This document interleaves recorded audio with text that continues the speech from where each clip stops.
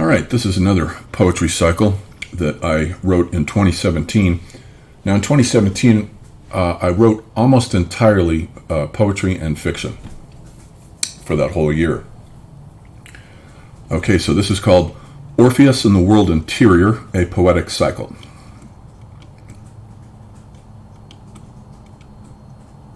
All right. We begin with a quote from Robert Desnos. The walls rise at the sound of Orpheus's lute and crumble at Jericho's trumpets. Prologue at the gates. Someone said, or you said, the thing we weren't supposed to say, neither one of us, and it brought forth the darkness out of the chasm ripped into the earth where the gates that go down open up, and the charcoal gloom shattered the fluxes of the luminous nets woven between us. Spidery arcs of delicate light, and the nexus that came within, something unsayable and inexpressible beyond the vessels of words that crack open when they are freighted with unbearable things that reach into the shadows beyond them. And the light that we had, composed of tiny atoms of the sun, gathered together between us, was gone, faster than it took to be born, for things come into the realm of clay only very slowly, but they leave sometimes with unexpected rapidity that leaves behind ghosts, shadow marks on walls and in things, like the retinal burns on your eyes when you've looked too long at the sun and then turn away. It was gone, that light, soaked up by the darkness that came forth from that cleft in the earth, where something old and ancient once dug it out, and then perhaps disappeared down inside of it. Phantoms were there now, where they never had been before. Neither you nor I could say the one thing we thought that was inexpressible, except in a language so old that both of us had forgotten how to speak it. And once it was there, the darkness was so ancient, for men had been fighting it with torches since they climbed up from holes in the earth, that neither you nor I could do anything to stop its riotous growth, as it began to fill the insides of us both with bewildering complexity, growing more by the day, like a woman whose womb expands cell by cell, as the ancient child within her draws its strength from her body and uses it to make its own life ever larger, only it was darkness building its home there on the inside of us, stealing life from our lives to make itself stronger. And then came the moment when it happened and you were gone from the world of the light, and I fell on my knees to the floor and began to gather the dark that confined me to find you. Destitution. In Hades, but no longer, the vault has been left open, and now it's in everything. London, Paris, Zurich, New York, the darkness beneath, beyond, behind, and below. Airports frame vectors of monstrous skeletal powers to cross all planetary gates, save that one that crosses into ungrounding. Broken wreckage of splayed chaos light over the earth shield. Orpheus wanders upon it, across the bent round surface of a world now a globe in black mother space. He stopped on his way at the inn for a drink, among the ancient solemn guild of wayfarers, who studied him with yellow eyes, to sing a song for the dead. But the poem that evokes the god, is it unfinished? A piece of luminous blackness with an opaque transcendence of soft, luminal geodesic earth shapes that radiate out across the sky bones. The song gathers the ones who are blind, azimuth of exclusion at the ports of temporal transcendence. London, Paris, Zurich, New York, dark luminosity, ever present. And the song will not wear it down to gather them. Sing it. Gone. Eurydice, in pieces. A biotemporal light being scattered and blown out through the carbon fuses that light the liquid screens of the night, painted upon the walls of the cities with electron contours, sculpted and splayed into vectors of light through the nightline darkness, cavern luminal post-geodesic brightness. There were two of you once, and then a myriad in dense microperfusion of coded mimetic flows, parameters not in being but in form, and the wreckage that ensued, even Pluto wouldn't go near, and he is the lord of the ones that are now submerged in the world of bioluminal glowing forms that light up the night. World cities, sunken into the shipwrecked earth, archaic profusion of screens that bring phantoms from the world below to the world above and over us. Satellized in the insect eyes that scan in glowing luminosity of form, night rivers of flowing orange magma that stripe the black orb. Eurydice is lost across the screens of the night in the world of light that binds her. A descent that is not one. How many tiny dolls would you have? Begin. Unscrolled temporal chaos in the static of glitches that repeat and eject where the image faults its brightness. If you could be what she wants you to be, a luminal avataric geodesic inscribed in the night, What then could you do to remind her? Keep looking in the world's digital caverns. She is there somewhere, but in the keep of the one who keeps the one that you cannot see or find where. Descent, then, as Avernus would have it. No one is there. If descent is ascent, the vectors are rare, and don't align with the arc lights that share in the long-drawn ages where the night meets the day and the two come apart at the hinge of the night where the dawn breaks in Tokyo. No one is there to see it, and so you cannot find her, though she is everywhere, and in everything. She is the eye that sees, and all the eyes that see, the crawling lines of glyphic profusion scrawled upon the night, where darkness is bound and confined there. Eurydice, where have you gone? There is only the ache and the loss and the space that surrounds a shell all across an age of confinement. The world interior. Liquid crystal sky that displays a white jewel blue incandescence in the world interior. Automatic gain control in the vaporous netherworld. Wireless speedlight flash units. VoIP apps and micro flash cards gain luminal ground over chip-toothed image gaps in the fluorescent epoch. Macro photographic cartography with Kevlar carbon fiber composite shutters, snaking bioluminescent images across the dome in a global crystal palace where arcades built out of exomorphic sun shapes submerge infinite digital radii descending. Panorama tools make the world round, dioramic on the inside, and Google Street View opens to phantasmic corridors of sunless, shellless vistas. iPad, iPhone, BlackBerry, magnesium flares that light images into the soft, plasmic flesh of memory. Where rusted racetracks once beheld hippodromes, now only neoprene fleshware glides in a flood of iridescent neurons, while technical tools grow out of bones that biomorphically annotate the wireless speedlight units condensing upon their shores. Digital single-lens reflex camera and Swiss Niagara Kudelski recorder across the chromium blue enamel zones where silver nitrates once lit up with ghost forms. Blogs, vlogs, TIFFs, and GIFs with a photomechanic browser to scan the earthlight for traces over there where there is no there. Since Dorians first loved Helicon, and the ships and the bones and the stones and the lyres could never surpass an Olympus micro-recorder or a Nikon wireless speedlight commander. At Amsterdam Schiphol or Tokyo Narita, Zurich International, plug in your flashcards and bury the bones of your laptop in the air while the share that dies in reply sinks into the oblivion of mummified memory. Zones that were made beyond lines that could reach or echoes that took and held skies that could bleach, Canon, Nikon, or Sony, areas of recession inside the depression of a skull grown old with no speech. But lines of green cypresses that align with funereal avenues or beaches for boxes and pinewood for coffins, even ash for apocalypse, will remain when the tiny morphotechnic wonders have ceased. If she cannot be reached, there is a space that is known for those who cannot find or locate the ones who were lost in the bridges and arcs of the buildings that cross the gaps at the edges of night.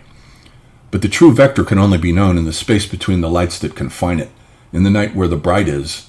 Love is lost where it is unknown. Where you can find her is where you will lose her, and she will be stolen by the night, but you will be lost at the edge and not know where the end of the arc at the end of the sky crosses time with space and reminds you of the photo she sent, with her iPhone no less, of her spread legs and the pink slit there that gravitates the world into it to regenerate all the forms that come out of it. You didn't want it, so she is gone. And you will never know or find the confinement that binds her with luminal threads of dark light to reach through those lines of archaic mutinous capture, to reach into her skull and catch her. You won't even come close to the realm of the forms that surround her and get into her mind to erase what she once was, inside the codes that bind her. An infinite ache of blue darkness that remembers the first cells, lost, that expands to the night lines that light up the sky, and those lines that form their bones past liminal chips of coded awareness have captured the visage inside her, and you can only believe the darkness and the light that causes your sight to shatter. Too many cigarettes and too many beers have numbed Orpheus now, and the darkness of the cities that mass upon the horizon, glittering words of luminous modules caught in a frenzy of defiance and no place to go but down. Down. To seek her was a form of compliance that didn't remind you of what you agreed at the start of the search would bind you, and so you went down through the light that ate up the night, a bioluminous world of shades to inscribe them on your memory. A post-luminal chaos would surround you and take all the things that you love and don't want to know down with you. because darkness must be inscribed into the things of the world, since it can't be described in a way that surmises what it means to lose the one that you love, who is gone in the dark and will never return, no matter how many prayers to the world below. Where she is to be found in the archaic wreckage of the cities, gleaming towers of ice-light foam that form landscapes of sculpted flesh that are infinite enough to salvage a loss all across. You made a deal with Pluto, and Pluto doesn't make deals, but you made one, and he said, once again you may see her, but if you do, you must not look upon her, or you will lose her once more. And you shrugged because it didn't matter. She was there before you once again, this time in digital luminescent avataric form, glowing upon the screen that gave you your dreams and reminded you of the world that was before you looked upon her. But she didn't want you, and you blinked, and she vanished into the morphogenic electron rose where the codes that flow would never confine any but the love that you want.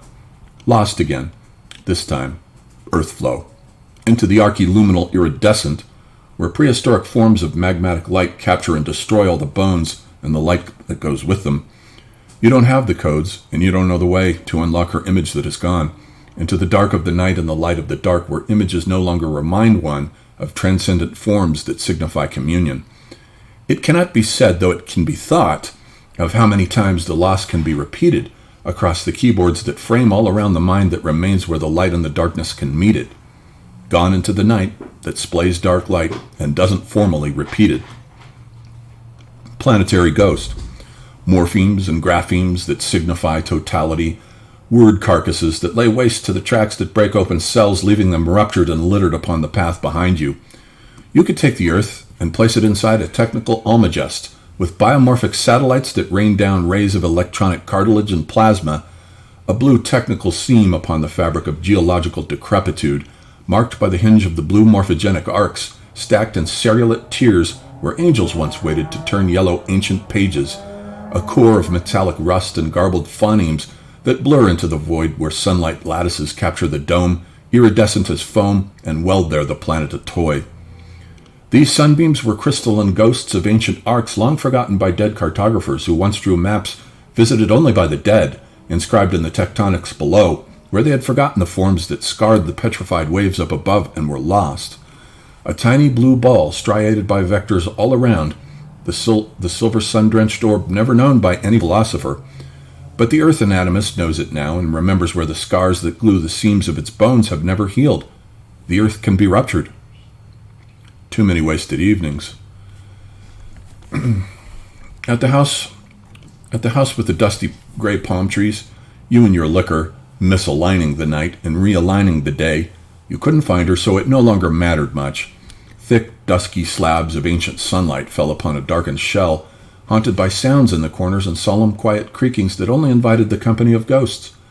Eurydice, for instance, a form in the night, a thin, elongated stick-figure shadow that was gone before you could find it, and the palm trees splayed their spindles against an orange evening sky that unrolled like a sheet of aged papyrus upon which memories were written with a reed stylus in black manganese and red ochre.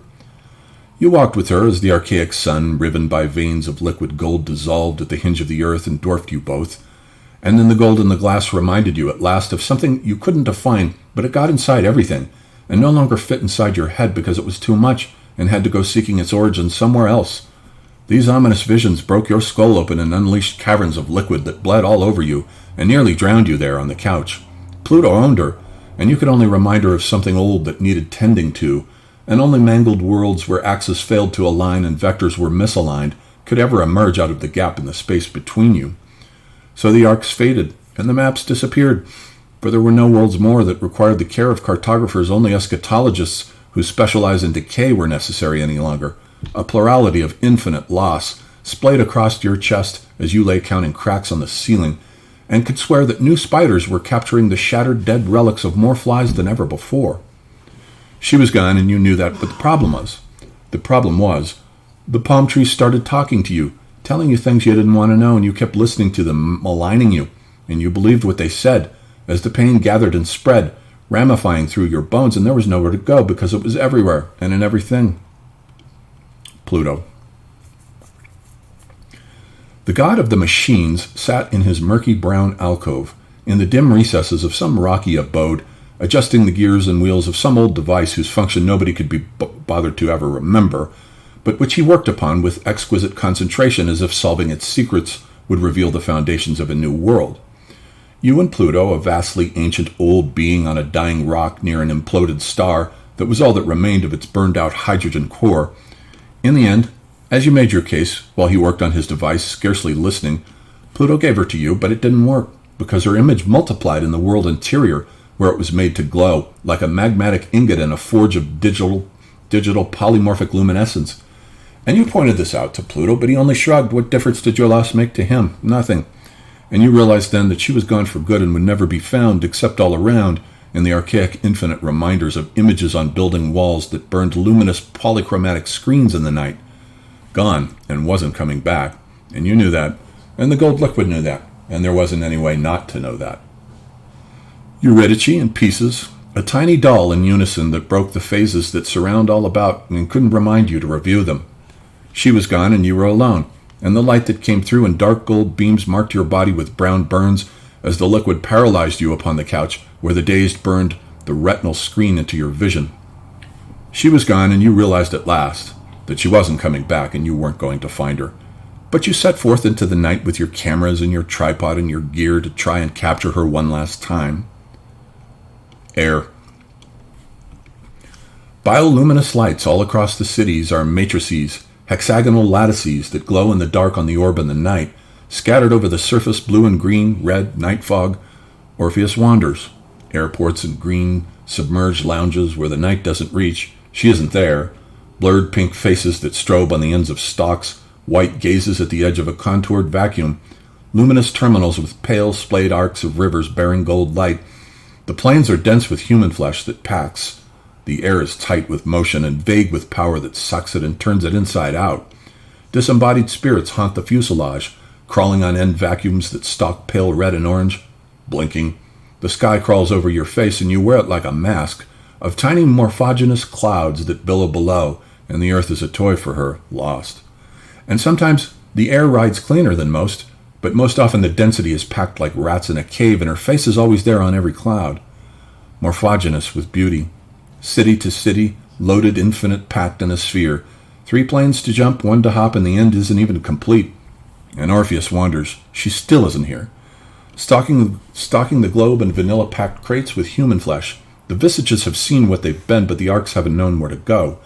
Contoured technic ring that announces pieces of precision at the end of the blue dome where havoc reigns in the sky as a light with arc fires that are bright and burn with a fuse that never knew the way down toward her. Loss. Orpheus does not know where the arch ends. He is a Greek myth, and their world was round, but confined to a blue dome that had no end, and ours wipes contours out with holophonic sound cores that hollow time. Orpheus does not know where the ache ends that englobes the soul and turns the inside out, to where the logos ruptures form with semiotic quakes. But Orpheus does know one thing, that sadness like the round earth is infinite, a sphere that never ends. Orpheus is aware that all spheres open up eventually, like small animals with tiny ruptured lives abandoned by the tides, a round livid darkness that forms in hollow lipid spheres that dissolve into chaos in forms of mercury quicksilver liquidity. Orpheus remembers vague amorphous forms on the dark mind that crawls over them, memory fragments that resound and bulk in pieces that part and break, not much more than a white darkness, and stirs the fronds on the palms in the garden out back where the wind brushes the night blue.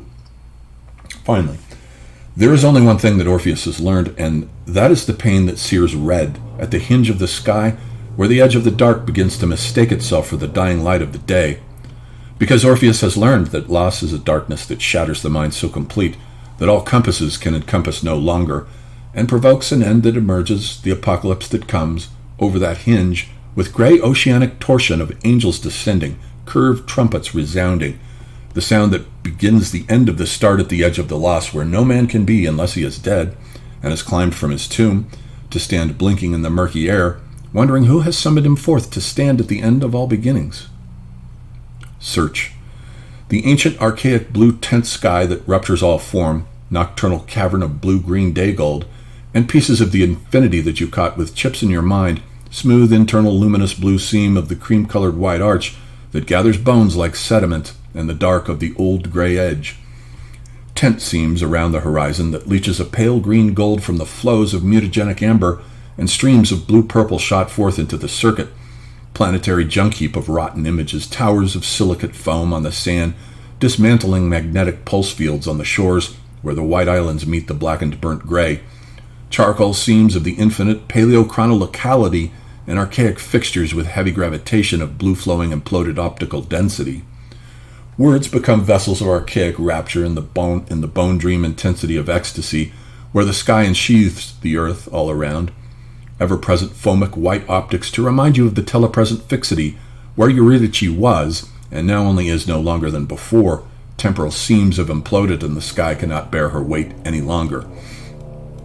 Monochromatic solar densities that bleed white ice at arcs that cross azimuth and declination of a shattered heaven, ruptured and scanned by multiple cells, a matrix of noise that hollows denticulate architectures, bleed, flow, and morph with shattered optical frequencies that capture waveforms to form hollow lipid spheres of morphological tensegrity and opaque transcendence. Floating architectures drift in towers of dark light, multiple entries of shattered scans with vibrant tensors that resonate and break into the arcs of glittering sun foam that shine with internal luminescence and render pallid dreams into archaic oceans of fantasy. Nocturnal glow with morphic organs that scintillate into fields of intensity across crumbling sunbeam surfaces and rusted, ruined hulks built with gantries of uranium carbide to find her through these flows. Infinite. A white, blue, silvery incandescence opens up neural phosphenes that grow entwining together like a silent madness that can't be undone or remade. Once the great fear settles in, the silence expands to the edges of the earth and grows enormous inside of you. I loved the immensities of your neurons and the cold satellite gaze of your irises, splayed into iridescent loveliness that even dimmed the skull of heaven. The beauty that you stored in every one of your cells opened up a space between us that rippled and vibrated with an intensity of constantly fading moments that kept on coming and then grew brittle and died. Shattered. Shattered motility of a living darkness that has grown inside somewhere and is even older than the bare years of my flesh, a darkness that can't be framed nor mapped with the rivers of your scars. Something old has gotten inside of me, and it is spreading through my cells, for every one of them remember you. Too many nacreous moments that ruptured the blue and made infinite azure slices of infinity come near, so close that you could touch it if you wanted. No one could ever even remember if you were real or not, or where you came from. A dream that erupted into space and shattered its fabric. You came forth out of the ether and disturbed all its symmetries. But tell that to Pluto, who owns you now. Your image trapped inside where electrons crackle and pop and color the shapes of the forms that bleed on the scenes that you make with your languorous contours and the polysemic depths of your archaic face. Did it matter that I never bore your beauty well? How many times did you die before you came alive in my hands? Did the world crawl inside you, curl up and go to sleep there? Or did the ancient sunlight stored there remain to awaken you? Perhaps I shall, Eurydice. On the world's dark cosmic ceiling, the cold amber stars burn livid and quietly, dusting the evening with their lucence wherever you are. Earth. Ancient archaic oceans that wash gold at the edges where the earth glides into the sky and holds a frame there that matches an equally archaic symmetry. The earth is so small now, depleted rivering depths of ash-cone cinders and green stripes of denticulate waters. These tiny miniature apocalypses no longer frighten us. If only one of us could own it, what would we do with it? Spray it down and wipe off the soot, polish the blue enamel, then watch it dissolve into a verdigris patina of neglect? But the blue is still immense, a canopy of osmotic lapis and white diaphanous clouds that are flung like sulfur beds across its surface. The sky is an archaic shipwreck of scattered pieces that float and dream of dead rivers that no one any longer dares to remember. Used up evenings lit with gold fires to burn out the pain where the shadows conceal the corners so that no one any longer quite knows what's in them. Tremendous geomorphic chunks have been mined, and the quarries laced with aquamarine pools of placid green lividity hit by the rain that writes glyphs upon their surfaces, and no one notices, for all this happens without any people around. No one can even say that the darkness is gone, for the space in between where the oceans have been are infinitely deep, with blue dead things that move and no longer swim. forgetting. The rain falls in silver thin strips upon pools of enameled green, and when it stops the pools do not move, but the sun is a tiny gold chip trapped inside of it. Sometimes I think I can remember you, but I really can't.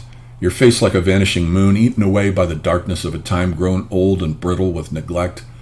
I can't even remember to forget you, as the darkness has come now to replace you with a ghost, a tiny, frail, pale girl who lives in my brain.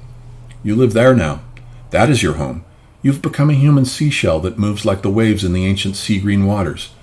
I wanted to forget you, but the old sun insisted, for when it rises it leaves imprinted upon my floor a slice of its ancient light, a piece of time frozen in space, where the darkness once roamed that lives in the sun and haunts it like a small child. It's time now not to think of you, to let the days grow dim, like the rivers of rain that trace vast micro-networks of irrigation upon the glass. You are dead now, Eurydice, and I must let you go, for you lurk among the shades, where you swim in the evening, inside tiny green tide pools in a cove there, where you'll stay, a ghost relic of spent desire that no longer burns, but remains. Underworld. Amplitude and volume of an ocean of black light inside, where I can see the faint shapes of things that glow blue, and people with hollowed eyes and gaunt, livid-wasted, pale faces that pass me by. It is my own private underworld, full of searing lights of blood flame that walk, but words never slip forth from their desiccated tongues, that live in mouths like caves where a bloated purple worm lives. I don't want them to notice me, because if one of them turns to me to speak, then ice lines will crawl from my skull and leak down my back in ever-ramifying streams, just the way blood splays from an open wound.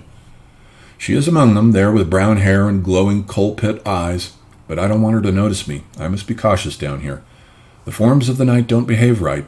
They drift with loose, shifting folds, as though made out of some strange viscous fluid that wavers instead of walking. And if they talk to me, then I know what they will want to know, and I cannot help them find where the sun has gone. I don't belong here, and I don't know where it is. I can't tell them. So I stand still as you pass me by, and you don't notice me because I don't move, but if you did, I would tell you that you are dead now, and I am still alive, and you would only beg me to bring you back with me, where the light hole is still open, a faint azure smear somewhere behind me. But I can't take you back because Pluto owns you now, and he has already explained to me that I had my chance. Traces. A cleft in the sky, where the vertebrated stalks of the palms brushed their fan tips along its edge, gave birth to a crimson splash of decayed molten lava sun. And the problem was, there were traces of you everywhere, and in everything. You lived inside that pink granite mountain over there, where the ground still remembers the haiku of your presence. Sun-washed luminosities beyond the orange grove where we sat and loved with quiet, solemn gestures and held each other's hands in the gloaming. Fluorescent matrices disrupted the silences of the night, and the mosquitoes that came with its descent into ruin. How many of you were there? Time had sliced you into a past, and your presence before me, but the future selves of unleashed hatred that lay waiting in the quiescent interstices would only erupt from eggs of rage that would hatch months later. We knew each other. We swore that we had known one another before as we walked beneath arcs of iridescent streetlights that sprayed down their indifferent luminosity upon us, but the passing months would turn us into strangers who were certain that they did not. And the brown infinite desert that cared nothing for us while we cycled our passions through in the motel room surrounded us with orange trees and mountains now gone into the sunken islands of memory inside us. You were the most beautiful thing I had ever seen, and the beauty inside you exploded through my bones, shattering them into loose calcium-condensed splinters. Where is that beauty? Why is it gone now? Does it still sleep inside us? Scars that can't be seen because they only exist on the mind's underside and bleed with invisible blood that no one has seen but everyone feels? You were what bled into me, Eurydice, from out of the shadows of a ruinous love that grew depleted, spent itself, and died. Darkness. I walk the sidewalks at night and step into pools of chromium light where the wind blows the fronds carrying the darkness inside of me, a new annex to my underworld that raggedly adorns me. The loss grows inside of me too. An embryo is forming there. I can feel its teeth and its claws slowly emerging that will tear into the soft pink of my insides from within as it is born to the outside, and I give it birth, myself from myself. What shall I call it, this thing that comes out of me? The darkness is everywhere now, in everything. It affects every thought and steals my joy from me. A shadow that follows me beneath the street lamps. I can see it there. A charcoal thin stick man that harries my steps and will not let me be. I went down into that darkness for you, Eurydice, to find you and keep you safe from the figures with gleaming amber eyes that followed you when you walked, and I held it all back for you until I couldn't anymore, and the space imploded upon me and erupted inside of me, where my anger made it decay into a slab of rotting meat. Now it's there like a carcass. Flies crawl upon it, black, pink, green polyoptic monsters, swollen and bulbous, that swarm over decay and the livid dark edge of my fury which feeds them with new life. These are the monsters born from your love, my dear. Orpheus gives birth. It is black and he is foregrounded, a writhing stick figure of gray wasted charcoal bones that lies in agony as he is bursting forth from himself, emerging in a slick pink wet biologic mess that ruptures in a plasmic birth of red pink gray fluids that squirt across the dead brown round ground. And Orpheus emerges from himself, struggles free to shed the bony soft cartilaginous body of his old wasted self that now falls away, and he crawls slithering forward, reduced to a human man-snake, as he pulls away from the bloated pink biologic mucus waste of himself that falls away. And Orpheus crawls, pulling himself across the stark Baconian floor, a wasted figure of biologic birth that crawls on all fours naked and pink beneath a charcoal sky. Orpheus screams and feels himself cracking open and rises out of himself, standing, newborn, himself from himself. Now observe him. He is in three pieces. The new self that rises and the old one that has fallen into pink ruin, and the stick-thin, spindly shadow that now has no idea where to go and remains for a moment, vibrant in the warm street lamp pool that he bathes in, and then runs off into the night somewhere. Light.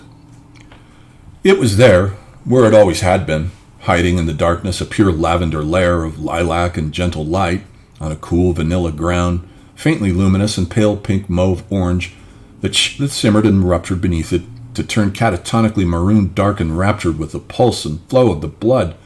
And the light grew, darkened to purple, and then to yellow, and the yellow to a faint rusty gold glow, where peach-colored tones surrounded it and engulfed the glow as the light pulsed softly at first, faint, then with a strong sheen-like effulgence that erupted into a bright shattering inferno of crystalline ivory white that splintered into fragments where pale milky edges glowed a burnt umber and faded to a soft, muted, tan dun color that darkened to coffee-brown cream, and then to the darker colors of mud, and the sheen of the rapture that pulsed glowed faintly as the dark earth engulfed it and brought it back to the valencies of brown, coppery dull-colored with a beige undertone that glowed in subterranean forests of deep burnt red-black-brown, with mint-colored absinthe green, and chartreuse veins shot through the brown that wove meridians of valent blue into the brown and green as it glowed inside of him, and the birth at last, as the darkness came, was complete.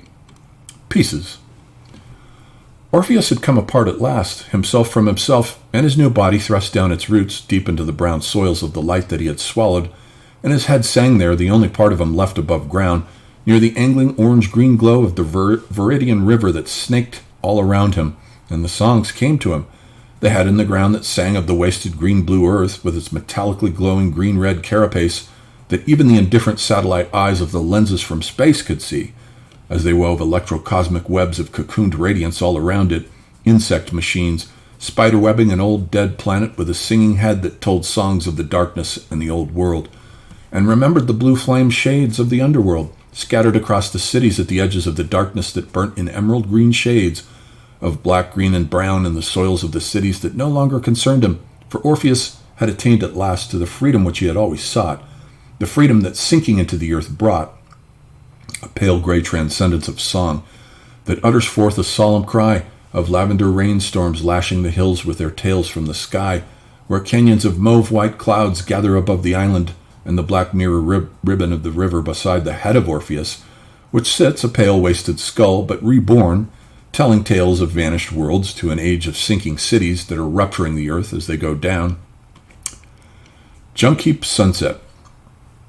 The cities were ancient, dark, sprawling behemoths that lay waste to the lands and built up piles of detritic metallic waste, carbide, copper, uranium gantries with mud hut shanties and metal roofs, neoprene houses made out of sunlight and ash that toppled in quakes of mud and debris and gave rise to modular units of junk and trash stacked in eggs of pink foam, and lines of cerulate jagged waste to form beams of iron and copper, with lines of swallowed gold and veinous blue slices of brick and metal that rose to the pink sky on ragged stilts, and extended pylons that toppled in cliffs where cavernous skeletons of metal rusted, and canyons lined with aluminum and plastic grew with a ferrous iron oxide disease that emerged out of the brown hills, where the peach-colored air was stained with soot that came out of factories dark with exhaust, and covered the planet in a thin metallic shell, an exoskeletal carapace of mud and men and machines that grew like a crustacean made out of metal, and formed and swallowed the edges of steel skeletons that were left from demolitions that toppled mortar bricks and masonry and scaffolds, rusted iron and gray metal skeletons leaning and ghosting as the earth shrank into the ruinous depositions of the metal junk heaps that lay dying and wasted in the lavender sunset, where the shells of hollowed buildings with walls eaten away still stood in pieces of crumbling masonry and ruined foundations that nobody any longer knew anything about or cared to remember. At night they built fires out of the rubble and warmed themselves on pink cushions and in wood shanties, where they talked about the buildings and the people who once lived in them, and the things they once did in them.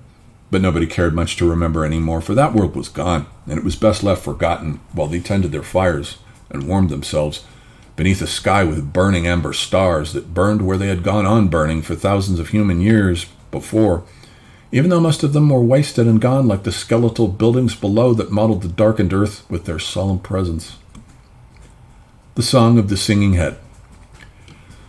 In the time of destitution, the poet makes a place for the gods, a tall tree in the ear that grows and becomes astonishing with sonic decrepitude, and gathers from the darkness the light threads that remain beyond the technical junk heap waste of the marine boneyard dreams, where luminous souls are captured into burning grids that glow red in the night and burn in the dark of the glow of the orb that spins, arctotic blue ball wobbling on its axis in the wasted black dark of empty brown space, to collect the scintillae from the singing that nobody any longer can hear, because it is invisible and sung only by one head, on an island that is lost to old maps that no longer remember longitudinal orientations of the grid lines that cross the earth all around.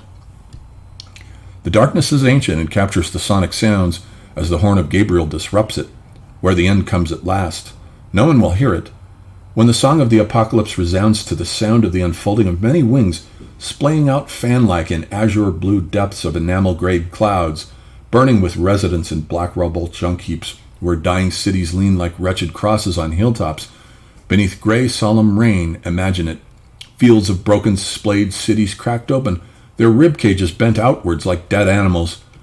But the poet, should he hear it, an ancient Daedalus of song, to forge out of the junk heap a new lyre, made out of bones with human sinews stretched out for strings. This mortal song of the rounded filigreed self that is sung in the earth cavern echo resounds in the skull, and makes the neurons align and remember the lavender pink mauve light that once again configures all around it, an artifice of sound made form into light that gathers the souls from out of the dark, as the roar of the blast signals the beginning of the dark light flash that ruptures the clouds and cracks open the earth, chasm the dead to arise once more, and the cities come down, just as they did in the days of Jericho with the sound of the horn. The flies will follow them, micro-miniature angels, iridescent wings and bulbous eyes of the gods born from the body of Orpheus, his exoskeletal darkness made form from the old wasted shell of the self that he shed, and the gods will arrive and step forth gigantically to go over the earth collecting the bones. Annex.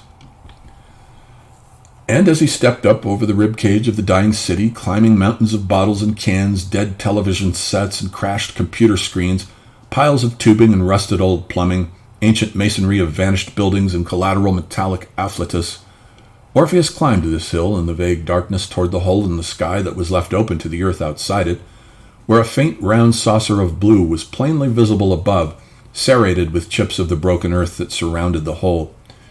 Orpheus looked back to help her up, and saw her begin to recede as the darkness sucked her back, and her bones crumpled and imploded, and her frame collapsed in on itself like a wasted gray sack, too late to stop or do anything about it.